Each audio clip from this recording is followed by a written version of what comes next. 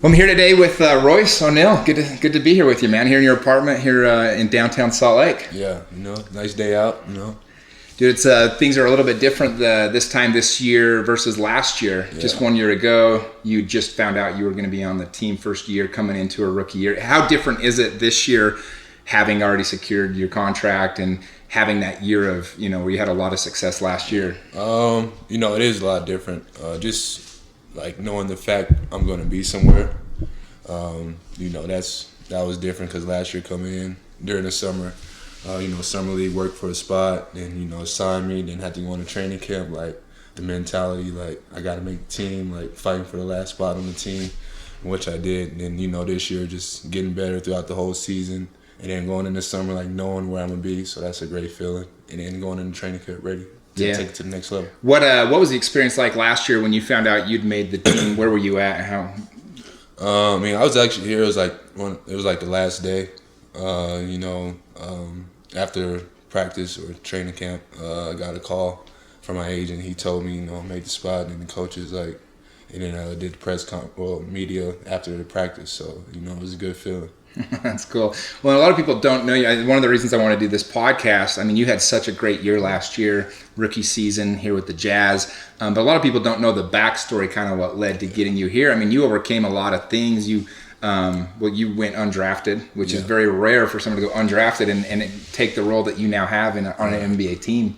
But back us up when you were a kid. Did you always want to be an NBA player? What were you like when you were little? Yeah, definitely. Every basketball kid has that dream of playing in the NBA. And then once you get there, you don't know how hard it is and what it takes to get there. But just growing up, playing basketball each and every day, inside, outside with my friends, from being one of the shortest guys on the team in middle school and high school. Did you get a late growth spurt? Yeah. My freshman year, I was 5'4". Oh, wow. And then by junior year, I was 6'2". Okay. And then senior year, I was 6'3". So yeah. And I grew a little bit in college as well. Well, it gives you a little bit of bench because you can play the point, or you can play guard, you can play forward, you can kind of play both positions. Now, was a little bit of that because you were the little guy handling the ball a little bit more when you were younger? A little bit. And then, going to camps, always learning to dribble. And then, nowadays, you want to play multiple positions, you got to be able to dribble. So right. I think just growing up and being growing later on, that helped me out a lot. And you have I've seen some interviews with your mom, some things like that. You guys have a special bond. What kind of advice would she give you when you were a kid? How did her influence affect you growing up? She was on me, from every day, whether it was practice or in games, preaching offense and then defense as well.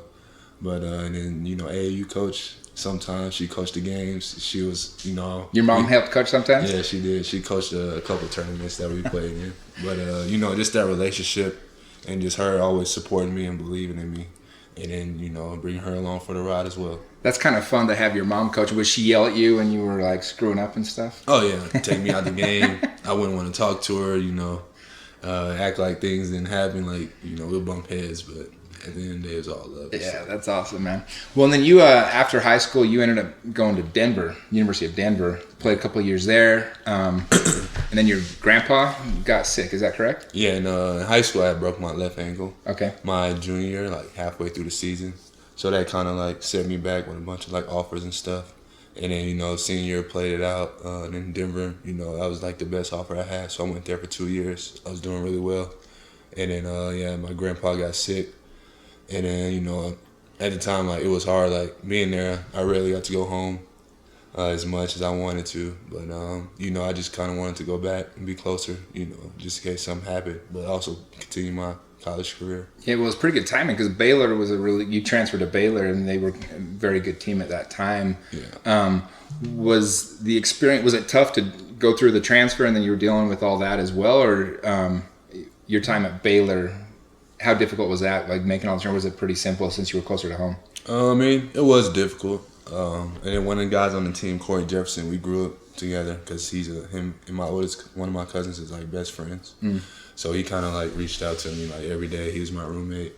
And then so, just being right there 45 minutes from Waco to drive home whenever I needed. And then, just basically just having the coaches and family there, that helped out a lot. So yeah. Well, and again, I think one of the reasons why the fans took so much to you last year here in Utah was your story is unique in the sense, I mean, you didn't go to a huge school out of high school. You went to Denver, right? And then you ended up, again, you didn't get drafted on draft day. And then you ended up playing overseas, and now you come over and start having this huge success. It's just people like to cheer for a person that overcomes that. How did you overcome, like draft day? I know you probably were hoping to get drafted or whatever else. That experience when you didn't get your name called. How did you overcome that and get back in good spirits? Yeah, I mean, definitely. Draft day had like a little family, friends, like draft party. Had a couple teams interested, but picks and stuff didn't work out. And so you actually had like a draft party going? Yeah, at the house. Like okay. A small one. Sure. And then played summer league that year with the Celtics because they were one of the teams really interested, but they had a lot of guys at the time. So then I had a couple of training camp offers, and then a bunch of overseas offers from doing really well in the summer league. But and I chose overseas, just because it was better. And I was going I know where I was, get that experience of playing over there because it was really different. People don't realize how competitive it is over there. Yeah, you ended up going to Germany first, right? Yeah, I was in Germany my first year, and then Spain my second year. So okay, how different was that moving to Germany and just being in this foreign land? I mean, it wasn't too bad. It was a little difficult at first, going to a whole new country you never been to, being alone. But actually, one of my mom's friends that she grew up with, and that best friends to this day, they live about an hour or two away from me. So that kind of helped out. Oh, nice. It worked, so. But, just experience that culture, traveling, seeing different countries, playing basketball. Well, that's one that, I talked to a few people that play in the European League. The best part about it is you're going around and seeing all these other countries and cities all over the world, right? Yeah, definitely. So that was, another advantage. So I got a bunch of stamps on my passport. So. Did you have a favorite country or place that you visited? Not really. A lot of countries are different. I mean, you don't get much time there because you got games and stuff.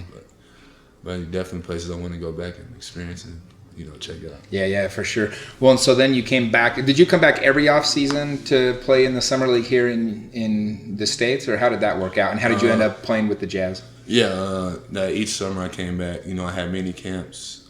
Each summer I actually had a mini camp in Utah, and then a couple other teams. And then after Germany, I played with what team did I play? I played with Golden State and the Clippers. Mm-hmm. And then last summer league, I played with New Orleans, and then came here before I went there. So okay. And then the Jazz always kept an eye on me, followed me wherever, scouted a couple games overseas, and then during the summer league. So once you knew you made the team, who was your first phone call? My mom. Yeah. How's that? Had to surprise her. I was actually in Vegas, about to leave the last day, and then got a call from my agent. He told me, and so I called her, and then she was about to cry on the phone. So she wanted to tell everybody, but I was gotta wait till it's official. So. That's awesome, man. Had you been to Utah before you ended up playing with the Jazz? No, just times I had mini camps here. Right. And then, summer workouts, but that was it really. So what was your perception of you now that you've been here for a year? What was your perception of Utah before you got here versus now? I heard about it, heard it was nice, the mountains. I'm not a big snow guy being from Texas. But, and I think being here, I like it here a lot. Yeah. And then when my mom and friends come visit, they be like, dang, I really like Utah. It's cool, a little vibe, Yeah. It's not known as the most attractive free agent destination sometimes. I think when people get here and they actually live here, a lot of the players on the team seem to have really taken to it. People are always trying to talk Utah down, but it's got a lot to offer in sense of, especially recreational, like you said, there's different seasons. There's always stuff to do. A lot of the players I know just went to Lake Powell and things like that. Yeah, definitely. It is a lot to do, especially with an outdoors person. Yeah. We can't do anything like that, but for other people, it's good. Yeah. Is there anything that you've done? Do you like to go do the hiking or go to the lakes, or what do you do when you're not playing? Actually, I did go to my first hike last week.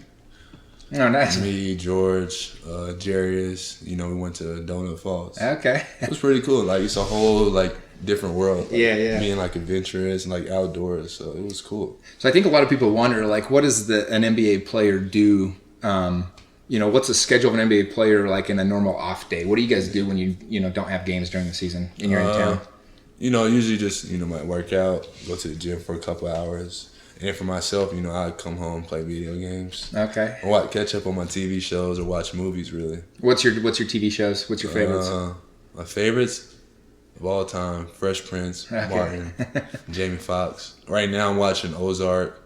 I just finished Power, Snowfall, so a couple shows. Oh, nice. I know a lot of you guys on the team. I talked to a few other guys that you guys play a lot of video games. Yeah. What video games do you like to play? Play 2K, FIFA.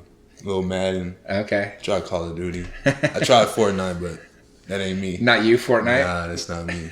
Who's the best on the team at the video games? Who usually wins? I think I'm best, really. Yeah. All of them. Especially 2K, that's me. That's all I play, really. Nice. Little that and FIFA. Do you guys play yourselves and stuff like that? Oh, yeah. Is that kind of a trip? Yeah, a little bit. Like me and Donovan and Tony play at the park on, 2K. Yeah. Playing with each other, so. That's way fun. Raul, is he the best at the FIFA, the soccer, being from Brazil? He's one of them. So you guys play a lot of video games, just kind of relax, I'm guessing, make sure you're not doing anything where you can get hurt or something like that? Yeah, pretty much, because we play so much basketball and be in the gym so much, you just want time to relax. So you just hang out at home. Might go to each other's house and kick it, but that's it. Okay, that's cool. Yeah. What about the off season? Do you have a chance? Like, did you ever have a chance to go, wakeboarding or go take advantage of the lakes or the ski slopes or anything like that here in Utah? Nah, I haven't this summer. Maybe next summer I will though. This summer I actually had a summer, so I traveled a little bit. Okay. Still worked out. So where all did you go this summer? Where's some of the places you went to visit? I went to the Bahamas, to Cancun, Cabo. Where else? The Cayman Islands. Nice. Did you have a favorite place? Not really. I think just being away. Yeah.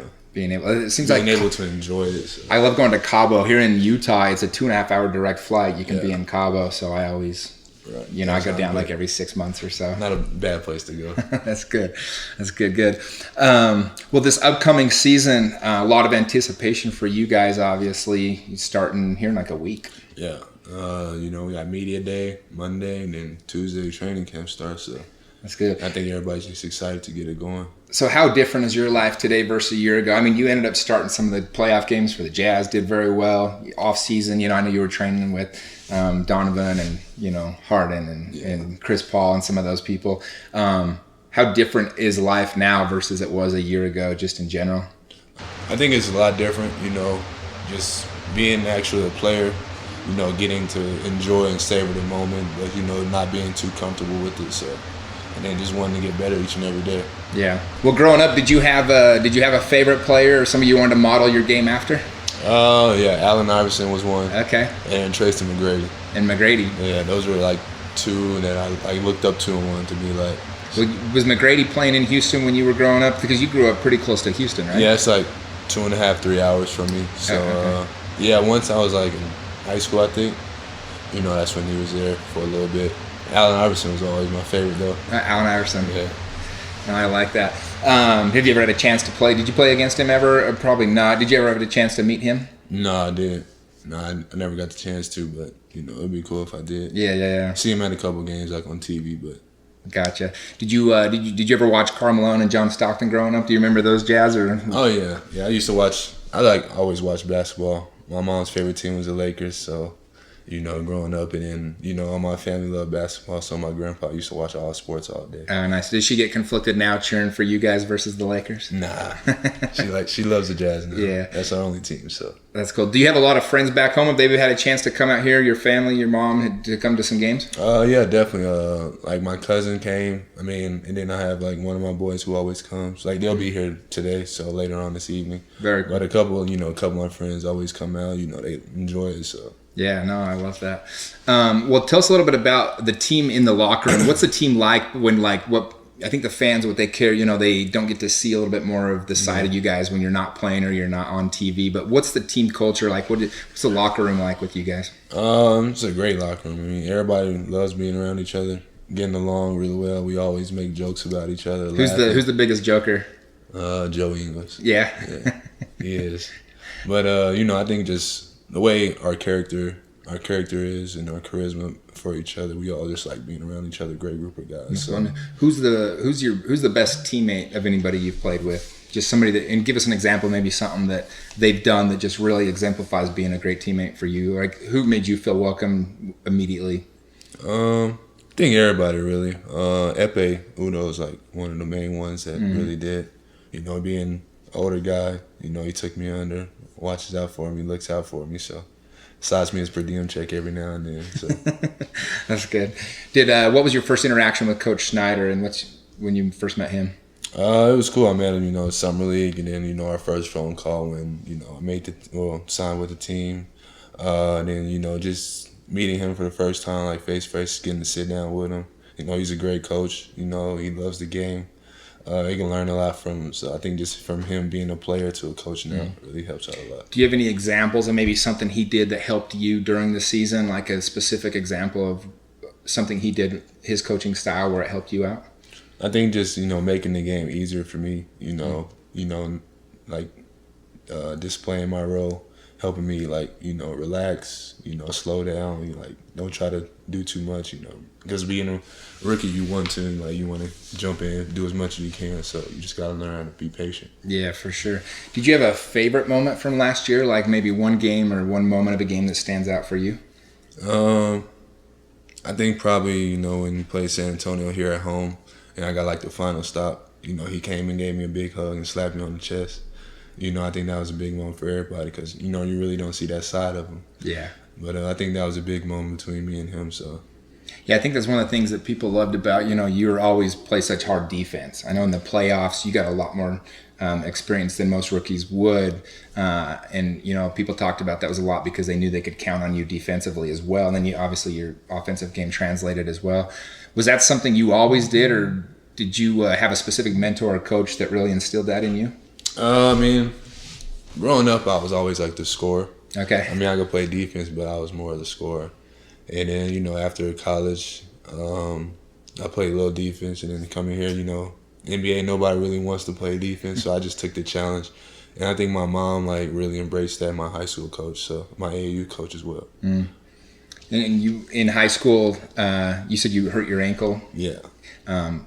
Was that difficult knowing that you had the talent but couldn't play? Did you get to play a little bit your senior year? Or you no, I did. Like, I broke it halfway during my junior year, so I, like, missed the rest of it, missed AAU that year. And I came back my senior year, played. And that was, like, one of the first injuries I ever had. And it was hard because I didn't know how to deal with it. I wanted to play. Like, I was missing out on, like, so much basketball.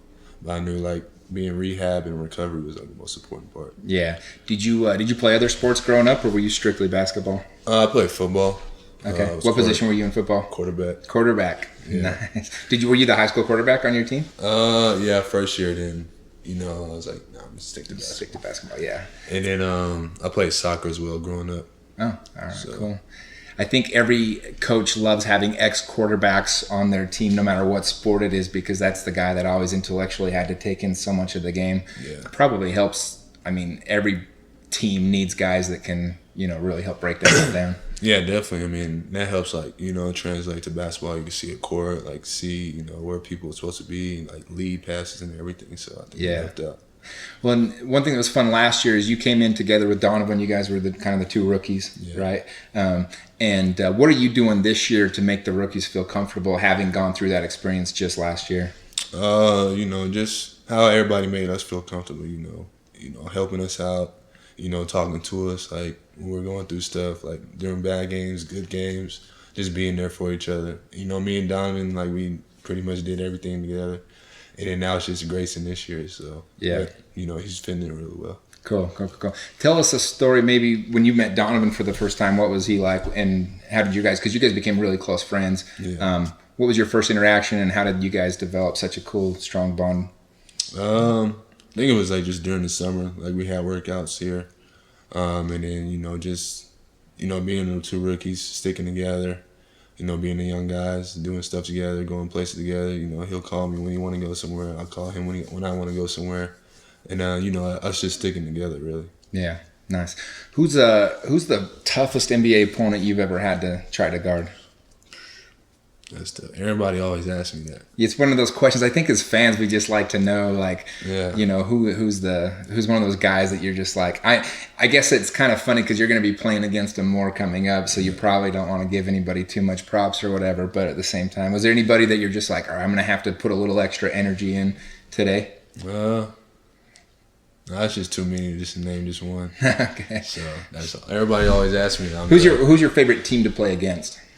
I really don't have one. You know, I mean, I love just playing the game, really. So every game is fun to me. Do you have a favorite stadium that you've been to? Favorite arena? Not really. Anytime playing in Texas, you know, just so that family can come. So yeah, for sure. No, that's fun. And as far as like the experience of for you guys on a day that you have a game, let's say you have a game at 7:00 or whatever. Walk us through what does a day for a Jazz or an NBA player look like leading up to the game? I mean, we go to shoot around in the morning. Then, you know, might get a little extra shots like after shoot around. And then, you know, come home, take a nap. And then, you know, go to the gym, and, you know, get your little pregame warm-up routine and just get ready for the game. So it's pretty much all game day. Yeah, pretty much. And then do you guys, when you have back-to-backs, if you're playing like the next night in a city, do you guys fly out that same night or you fly out the next morning? Usually the same night. Same night? Yeah. Nice. Get a rest, you know, rest in. You know, might not have shoot around, so. Yeah. How many injuries do you get in a season that you just have, like you just little minor things that you have to overcome? I mean, it's a lot, but, you know, our training staff do a great job of, like, helping us out, you know. And if you feel anything, like, happening, you know, tell them right away so they can get on top of it. Yeah. That's fun. And so last year when you guys beat the Thunder in the playoffs, when, you know, Game 6, it was such a hyped game because Game 5, you guys were ahead. What was the experience of Game 5? You're up by 20-something points. You end up losing the game. Yeah. What was the locker room like after that game? I mean, everybody was, like, kind of mad, but, you know, we still had one or two more games to go, so we just couldn't focus on it too much, just had to look forward to it. Yeah, I think it was pretty admirable how you guys bounced back from that because that could have devastated a lot of teams, right? Was there anybody that kind of took on the lead role in that moment to help the team get like, hey, we got this still? I think it was just everybody, really. You know, everybody just locking in, focus in, you know, just be like, all right, the game's happening. You know, we got to look forward to the next one. So. And Game 6 came out. You guys beat them. What was the locker room like after that game? I mean, it was fun. Everybody was happy, excited, and then looking forward to the next round. So. Yeah. Did you guys want Houston or did you want Golden State or you didn't have any preference? I mean, we really didn't have a preference. Yeah. You know, whoever we got, we was going to play hard. So. Yeah. And you took on a starting role during that series because Ricky had gone down. Yeah. Was that did you ever have a moment where you just kind of said to yourself, you know, a year ago, I never knew where I was going to be playing or whatever. Here I am starting in round 2 of the playoffs. Did you get a chance to take it in and really appreciate how far you'd come? I think not till like after it. You know, I didn't want to think about it too much. Yeah, in the moment. You know, yeah. But I think after it and like sitting back and reflecting like back on the season, like just thinking of how far I came from like not playing to playing a little bit to, you know, playing a lot, to starting a couple games and then starting the playoffs. So. Yeah, no, it's pretty awesome, man.